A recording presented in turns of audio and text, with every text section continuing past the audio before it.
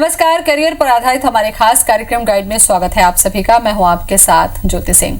जिंदगी का सबसे अहम पड़ाव होता है उन बच्चों के लिए जब वो अपने करियर के हिसाब से सब्जेक्ट चूज करके आगे बढ़ते हैं, और ये पड़ाव होता है या तो 10th के बाद जब वो सब्जेक्ट सेलेक्ट करते हैं तभी दिशा निर्धारित हो जाती है, या फिर उसके बाद जब 12वीं के बाद जब वो कॉम्पिटिटिव एग्जाम की तरफ बढ़ते हैं तो यहाँ पर भी एक महत्वपूर्ण कदम होता है जिसके लिए उनके पेरेंट्स, उनके टीचर्स उनको गाइड करते हैं।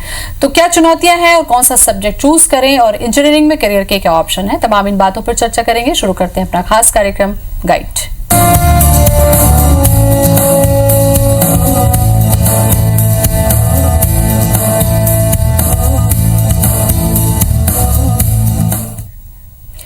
युवाओं में सबसे ज्यादा पसंद किया जाने वाला करियर होता है इंजीनियरिंग की बहुत सारी ब्रांचेस आज ऐसी हो चुकी हैं जो एक अच्छे मुकाम को हासिल करने में बच्चों की मदद करती हैं। इस पर चर्चा हम करेंगे। जानकारी के लिए हमारे साथ स्टूडियो में मौजूद हैं बीआईटी के प्रिंसिपल डॉक्टर टी रामाराव जी। बहुत बहुत स्वागत है आपका। ज्योति मैडम, थैंक यू। रामाराव जी, अगर हम इंजीनियरिंग सेक्टर की बात करते हैं तो इसकी शुरुआत वो एक दिन की बात नहीं है। सबसे महत्वपूर्ण कदम होता है कि जब बच्चा 10th पास करता है और 10th के बाद जब वो सब्जेक्ट सेलेक्ट करता है तो आपको लगता है कि यहाँ पर उनके परसेंटेज के आधार पर या उनकी चॉइस के आधार पर ही सब्जेक्ट को चूज करके आगे बढ़ना चाहिए? मैडम, ऐसा है कि आपको मैं बहुत क्लियरली बताऊं, एक बच्चे के लाइफ के 3 फेज होते हैं। सर्वप्रथम फेज होता है जब वो माँ के आंचल से हटकर जब पहली बार स्कूल जाता है, और जब प्राइमरी स्कूल में एजुकेशन लेता है तो एक क्लास 1 से क्लास 10 तक एक स्ट्रीम लाइन में फ्लो होकर निकल जाता है। पर जैसी 10th उसकी खत्म होती है उसके बाद उसको डिसाइड करना रहता है कि मुझे करना क्या है। तो इस समय आज के परिप्रेक्ष्य में ये जरूरी है, क्योंकि आप सिंगल चाइल्ड फैमिली हो गई तो उसके लिए कैरियर काउंसलिंग की बहुत आवश्यकता पड़ती है। उसके चलते ये डिसाइड करना है कि उस बच्चे को भविष्य में जो 12वीं के बाद करना क्या है, उसके डिसीजन हो उसको 10th के बाद करना पड़ता है। तो मतलब उसके जीवन का जो महत्वपूर्ण भाग जो होता है वो 10th के एजुकेशन के बाद जब 11th में वो कौन सा सब्जेक्ट चुनना चाहता है वो इम्पोर्टेंट होता है। तो इसके लिए मेरा जो अपना मत है, और मैं लोगों को कहना भी चाहता हूँ कि पहले हम अपने आप में स्व आकलन करें, क्योंकि आज का बच्चा संसार में इतने चीज़ों के साथ इंटरेक्ट करता है तो उसको इस चीज़ को बहुत क्लियर रहता है कि मुझे करना क्या है। फिर भी इसके बारे में अगर कोई जानकारी उसको और चाहिए, काउंसलिंग चाहिए, कभी कभी क्या होता है कि पशुपेश में रहता है कि ये करूं या वो करूं, तो इस स्थिति में उसके जो स्कूल के जो टीचर्स होते हैं, स्कूल के प्राचार्य होते हैं, या उनके जो परिवार में जो बड़े लोग होते हैं उससे सलाह करके एक विषय चुने, क्योंकि यह चुनना जो है उसका व्यक्तिगत होता है। वो उसका डिसीजन वो उसका व्यक्तिगत होगा। लेकिन रामाराव जी, आज ऐसी स्थिति होती है कि कई बार जो है वो पेरेंट्स भी चाहते हैं कि हमारा बेटा जो है वो इंजीनियर बने, और तो और इस ब्रांच को लेकर वो इंजीनियर बने, तो ये इच्छा होती है। लेकिन आप देखिए कि बच्चा 10th में बहुत अच्छा स्कोर करता है, मान लीजिए कि सभी सब्जेक्ट में उसने बहुत अच्छा स्कोर किया है, लेकिन यहाँ पर ये मुश्किल होती है कि सारे सब्जेक्ट में जब बच्चा बहुत अच्छा स्कोर कर रहा है तो आखिर वो कौन सा सब्जेक्ट ले। यहाँ पर बच्चों की कई बार इंटरेस्ट कुछ और होता है लेकिन पेरेंट्स नंबर के हिसाब से कुछ और करते हैं। ये बहुत मुश्किल नहीं लगता आपको? नहीं, आप एकदम सही कह रहे हैं, पर यहाँ पर मेरे हिसाब से आज के परिप्रेक्ष्य में मैं चाहता हूँ कि माता पिता पहले बच्चों की मना स्थिति को पहचाने, उस पर किसी भी विषय को और किसी भी इंजीनियरिंग के ब्रांच को थोपना जरूरी नहीं है।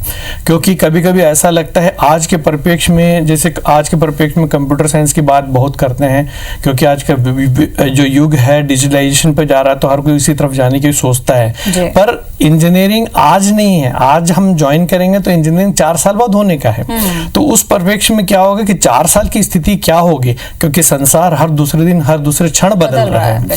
तो इसीलिए मुझे इस बात को डिटरमिन करना है कि मैं 4 साल बाद भी आज मैंने जो डिसीजन लिया उस पर मैं टिका रहूंगा और इसी पर मैं अपना आगे की लाइफ को डिसाइड करूंगा।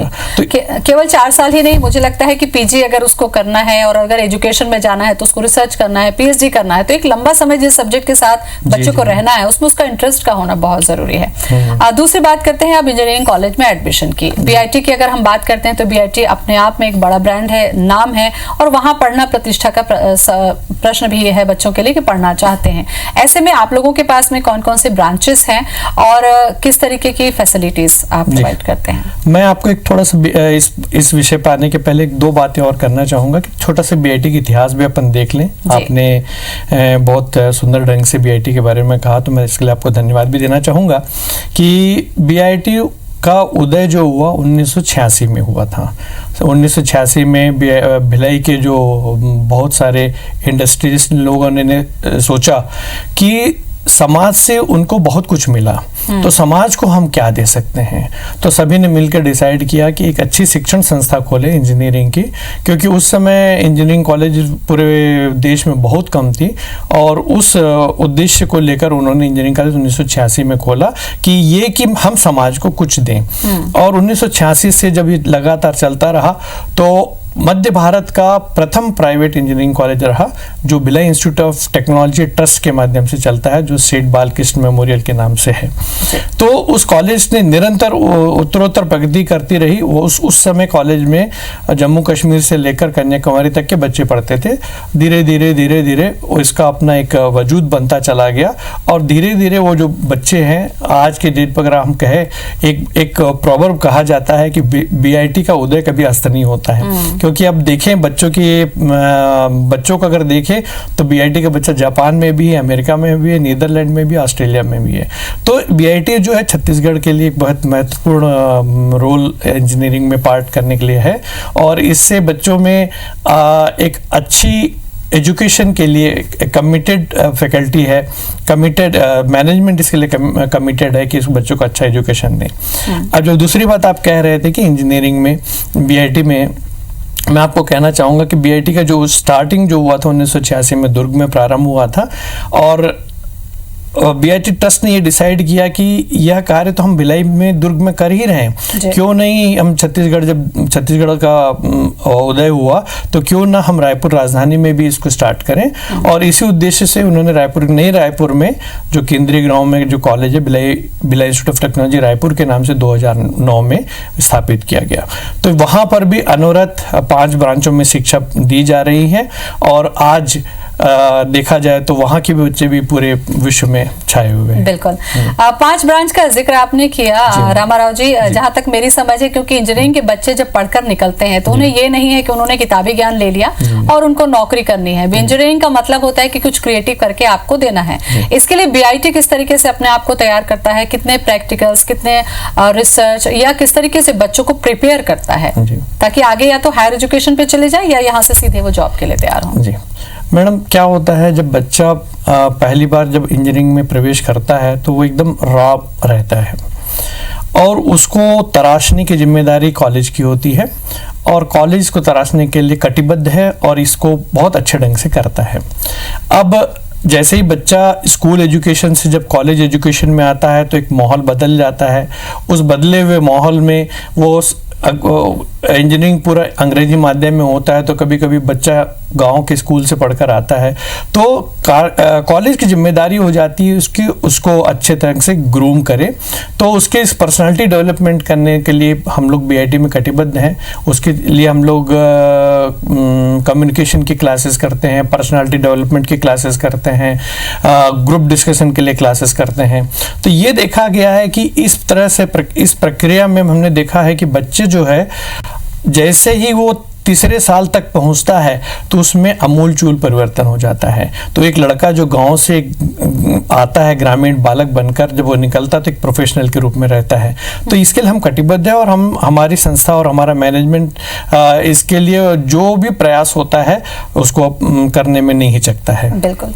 रामाराव जी, क्या ऐसी भी स्थिति आती है, क्योंकि बच्चा स्कोर के आधार पर इंजीनियरिंग में एडमिशन लेता है, कई बार ये होता है कि उसने ले तो लिया किसी और ब्रांच में, लेकिन जब 1 साल हो गया और उसको ये लगता है कि नहीं, मुझे तो शायद ये ब्रांच लेना था, वो ज्यादा इंटरेस्टिंग है या उसमें स्कोप बहुत ज्यादा है, तो क्या इस समय शुरुआत में किसी तरीके की काउंसलिंग की व्यवस्था होती है या फिर ऐसा कोई ऑप्शन होता है बच्चों के पास? हाँ मैडम, आजकल डिजिटलाइजेशन की दुनिया में ये बहुत आसान भी हो गया है।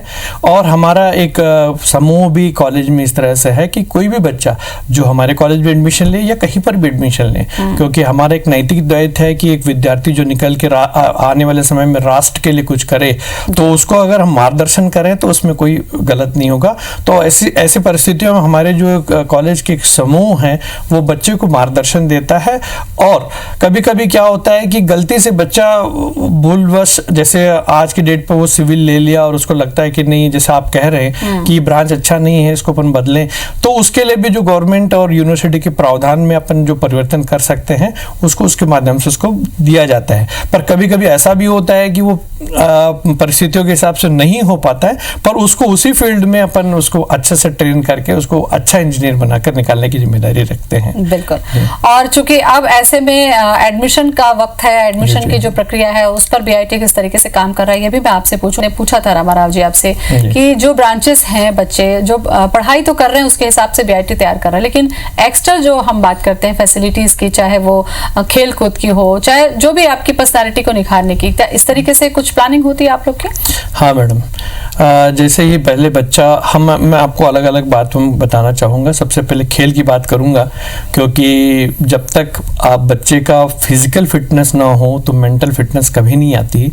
तो इसीलिए हम लोग बहुत ज़्यादा से ज़्यादा बच्चों को फिटनेस पर ध्यान देने के लिए स्पोर्ट्स करवाते हैं। जैसे मैं बीआईटी रायपुर की बात करूँ तो हमारे पास करीब 10 एकड़ ज़मीन में क्रिकेट का ग्राउंड है, फुटबॉल का ग्राउंड है, वॉलीबॉल का ग्राउंड है, खो खो का ग्राउंड है। इसके माध्यम से रोज़ बच्चों को हम सेकंड हाफ में जब कॉलेज ख़त्म होता है तो उसको खेलों के माध्यम से उसकी फिटनेस बढ़ाते हैं। तो ये एक पार्ट हुआ है।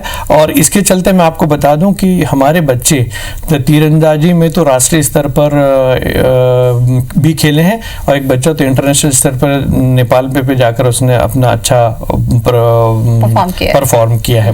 और आपकी जानकारी के लिए मैं बताऊं कि कॉर्फ बॉल करके एक गेम होता है, उसमें हमारा बच्चा नेशनल लेवल पे सेलेक्ट हुआ। और अब मजे की बात ये होती है कि ये जो स्पोर्ट्स भी कभी कभी इंजीनियरिंग के साथ एडेड हो जाता है, तो उस बच्चे का जो फ्यूचर है उस कॉर्फ बॉल के चलते उसका भविष्य बन गया। तो इसलिए हम कोशिश करते हैं कि बच्चे में जो स्किल है उसको और निखारने की कोशिश करते हैं, क्योंकि एजुकेशन तो एक पार्ट है, एक डिग्री है, वो होना बहुत जरूरी है। उसके साथ अगर आपके पास एडिशनल स्किल है तो बहुत अच्छा बच्चा परफॉर्म करता है लाइफ में। तो ये तो स्पोर्ट्स की बात हो गई है। इसके बाद हम जो होता है एडिशनल फैसिलिटी में, जैसे हमारे यहाँ बहुत सारे प्रैक्टिकल लैब्स हैं। जैसे मैं सिविल इंजीनियरिंग की बात करूं तो आज के डेट में सिविल इंजीनियरिंग में जितने इनोवेशंस हुए, जितने रिसर्च हुए हैं, उसका जो प्रैक्टिकल एस्पेक्ट्स है उसको हम बच्चों को बहुत क्लियरली दिखाते हैं। ऐसा नहीं कि वो बच्चा क्लास में बैठ के सिर्फ बुक पढ़ता है, तो बच्चा बैठ के पूरा लैब की बात करता है और वो जो फील्ड में जाकर सारे सिविल इंजीनियरिंग के टेस्ट करता है। इसी तरह से कंप्यूटर इंजीनियरिंग में बच्चे आज के डेट पर क्या है कि बहुत सारे ऐप्स बनाते हैं, बहुत सारे सॉफ्टवेयर डेवलप करते हैं। मजे की बात आपको बताऊं, इलेक्ट्रॉनिक्स, टेलीकम्युनिकेशन और ट्रिपल जो ब्रांच है उसमें बच्चों ने इतने अच्छे सुंदर रिसर्च प्रोजेक्ट बनाए हैं, उसको उन्होंने मेक इन इंडिया के तहत उन्होंने रजिस्टर किया है। अगर समय आने पर अगर वो हो तो उसको हम प्रोडक्शन भी करेंगे। इसके अलावा मैं ये पूछ रही थी आपसे रामाराव जी, वो ये कि हमने देखा है कि इंजीनियरिंग में जब कॉम्पिटिटिव एग्जाम फेस करता है बच्चा, तो गांव के बच्चे भी बहुत अच्छा स्कोर करके आते हैं, लेकिन कई बार ये होता है कि उनकी आर्थिक स्थिति बहुत अच्छी नहीं होती। हमने सुना है बीआईटी स्कॉलरशिप भी देता है, तो क्या इसकी सुविधा भी आप लोगों के द्वारा दी जाती है? हाँ मैडम, जो बच्चा अगर आर्थिक रूप से कमजोर है पर मेधावी है तो ऐसे बच्चों को हम स्कॉलरशिप जो है अलग अलग माध्यमों से दिलवाते हैं। मैं आपकी जानकारी के लिए बताऊं, एक बच्चे का नाम है मुगल किशोर साहू, एक गुंडरदेही के एक छोटे से गांव से आया था। वो जब उसके पिताजी ने बोला कि मैं बच्चे को आर्थिक रूप से कमजोर हूँ, पढ़ा नहीं सकता, तो बीआईटी ने उसको स्कॉलरशिप दे के पढ़ाया और वो अपने इंजीनियरिंग खत्म करने पर आज गवर्नमेंट में पीडब्ल्यूडी में इंजीनियर के रूप में है। तो ये हमारा एक नैतिक दायित्व होता है कि धन के अभाव से कोई बच्चा अपनी एजुकेशन को शिक्षा से वंचित ना रहे, ये हमारा नैतिक दायित्व है। बिल्कुल, बहुत अहम बात आपने कही, क्योंकि इसीलिए मैंने ये सवाल किया था, क्योंकि स्कॉलरशिप एक ऐसा माध्यम बन जाता है उन बच्चों के लिए जिससे वो पढ़ के समाज के लिए आगे चलकर बहुत अच्छा काम करते हैं। अब यहाँ पर बात करें, अब आने वाले समय में जैसे कि पढ़ाई बच्चों की कर ली, सबसे ज्यादा फोकस ऑफकोर्स बच्चों का यही होता है कि बीआईटी से पास आउट है, इसका मतलब करियर हमारा सिक्योर होगा। जाहिर सी बात है कि कैंपस की चर्चा मैं आपसे करूंगी। कैंपस बीआईटी कब से दे रहा है और आज कैंपस के लिहाज से अपने आप को कहाँ पाते हैं? देखिए, मैं अगर बीआईटी एज ए टोटल की बात करूं, बीआईटी में कैंपस सन 2000 से प्रारंभ हुआ था। बीआईटी दुर्ग से प्रारंभ हुआ, पर हम जब यहाँ पे 2009 से प्रारंभ किए थे, तो जब पहला बैच 2013 में निकला तो हमारा कैंपस प्रारंभ हो गया। पर सिर्फ कैंपस लाना हमारे सिर्फ जिम्मेदारी नहीं लेते हम बच्चों को कैंपस के लिए तैयार करते हैं। कैंपस के लिए तैयार करने में सबसे इम्पोर्टेंट जो होता है कम्युनिकेशन होता है, एप्टीट्यूड होता है और प्रेजेंटेशन होता है, ग्रुप डिस्कशन होता है। तो इसके लिए हम बच्चे को जो तीसरा साल जब होता है इंजीनियरिंग का, तब से उसकी हम तैयारी करवाने चालू कर देते हैं। इस तैयारी करने के लिए हम नेशनल लेवल पर बहुत अच्छे ऑर्गेनाइजेशंस को इनवाइट करते हैं। वो 1-1.5 महीने की ट्रेनिंग देकर बच्चों को अच्छा से निखारते हैं। तो उस निखार करने पर क्या होता है कि जब बच्चा कभी भी कोई प्लेसमेंट कंपनी में आता है तो प्लेसमेंट कंपनी उसको शहर अच्छे से लेके जाती है, क्योंकि आज का सबसे बड़ा जो समस्या है, बच्चा जानता तो सब है पर कम्युनिकेट ठीक से नहीं कर पाता है। तो उसके लिए हम लोग बहुत प्रयास करते हैं। क्योंकि रमाराज जी, इसलिए मैंने पूछा क्योंकि आप देखिए, जब आप टीचर होते हैं आपको पता होता है कि हमारे जो 40 बच्चे क्लास में हैं वो सब एक जैसे नहीं होते। जो बहुत क्रिएटिव होते हैं कई बार वो बहुत ज्यादा वोकल नहीं होते, बोल नहीं पाते हैं। तो ऐसे में क्या ग्रुप डिस्कशन या उनके हेजिटेशन मिटाने के लिहाज से भी मुझे लगता है कि कॉलेज की एक जिम्मेदारी होती है। इसको लेकर समय समय पर कॉलेज में आप लोग कुछ आयोजित करते हैं? हाँ मैडम, क्या होता है कि जैसे हम कॉलेज में 5 ब्रांच हैं, हर ब्रांच का अपना एसोसिएशन बनता है और वो एसोसिएशन बच्चे ही रन करते हैं। और उस एसोसिएशन के माध्यम से बच्चे extempore skill, speaking skill, group discussion skill वो आपस में ही करते रहते हैं। उसको कॉलेज मैनेजमेंट उनको अच्छे स्पीकर्स और अच्छे जो कार्यक्रम को करने वाले रहते हैं उनको व्यवस्था करता रहता है। जी, 5 ब्रांच आपने बताई। एक अहम ब्रांच जो मुझे छूट रही है, जो पीजी पर आप लोग ऑर्गेनाइज कर रहे हैं, जो कि एक बहुत महत्वपूर्ण पड़ाव है, उसकी चर्चा मैं चाहूंगी आप खुद ही करें। जी मैडम, ये है कि ये जो पीजी है ये है एमटेक इन इंडस्ट्रियल सेफ्टी। आपकी जानकारी के लिए बताऊं, ये हमने PG diploma in industrial safety के नाम से बिला इंस्टीट्यूट ऑफ टेक्नोलॉजी दुर्ग में प्रारंभ किया था। यह प्रारंभ हुआ था बिला स्टील प्लांट के सौजन्य से। उन्होंने इसको प्रारंभ करने को कहा था, तो हमने वहाँ पर ट्रेंड सेफ्टी इंजीनियर्स को देने के लिए हमने वहाँ पर बनाया था।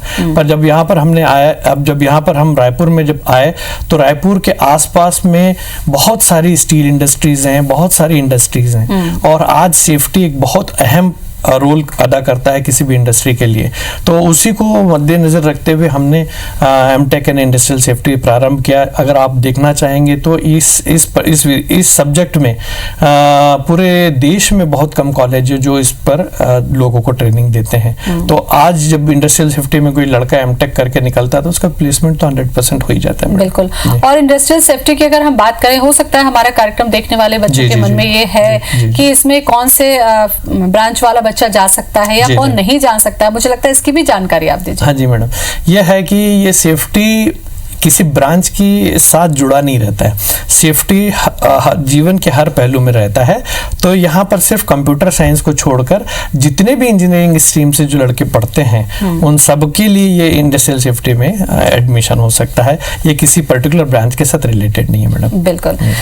इसके बाद अगर हम बात करें, यहाँ से जो निकलने वाले बच्चे हैं उनका अपना अनुभव, जैसे हम प्रोग्राम से पहले भी चर्चा कर रहे थे, हायर एजुकेशन के लिए बीआईटी का कितना बड़ा रोल है? क्या यहाँ से निकलने वाले बच्चे या हायर एजुकेशन के लिए विदेशों में जाते हैं या जॉब के लिए जाते हैं? कोई ऐसा अनुभव जो आप शेयर करना चाहें हमसे? जी मैडम, बड़ी खुशी हुई जब आपसे शेयर करते, बहुत अच्छा लग रहा है कि 1996 के आसपास की बात मैं बताता हूँ मैडम। उस समय इलेक्ट्रॉनिक्स बहुत पीक पीरियड पे था। तो उस समय जब लड़के पास करके यूएस में गए और सिलिकॉन वैली जब नई बन रही थी वहाँ पर अपना काम चालू किया। और आज के परिप्रेक्ष्य में मैं बताता हूँ कि वहाँ पर बीआईटी एसोसिएशन बना हुआ है, वहाँ पर 100-150 बच्चे काम करते हैं। जी, तो ये है कि हमारा एक शुरू से रहा है कि जैसे ही बच्चा एडमिशन लेता है तो उसके स्किल को, उसके टेस्ट को ध्यान देते हुए जब वो फाइनल ईयर निकलने के पहले उसको हम बता देते हैं कि आपका ये फील्ड बहुत अच्छा है, इस पर आप जाइए। तो जैसे बीआईटी रायपुर की भी बात करूं कि छोटे से 6-7 साल के जो पास आउट बैचों के टेन्यूर में करीब 50 से 60 बच्चे विदेश में, America, Canada, Canada, Germany, Australia, इन जगहों पर जाकर पढ़ाई किए और वहाँ पर आज नौकरी कर रहे हैं। तो ये है कि वो कमिटमेंट कि बच्चे का स्किल को टेस्ट करते हुए हम उसको उस फील्ड में जाने के लिए हम तैयार करते हैं। जी। अब मुझे लगता है कि महत्वपूर्ण बिंदु ये कि अब चूंकि एडमिशन लेना है बच्चों को, तो अब जो बच्चे एडमिशन लेना चाह रहे हैं उनके लिए क्या तैयारी कर रहे हैं, क्योंकि अभी तो जैसी स्थितियां हैं कि कॉलेज में एडमिशन व्यक्तिगत तौर पे नहीं हो रहे हैं, क्या प्रावधान है?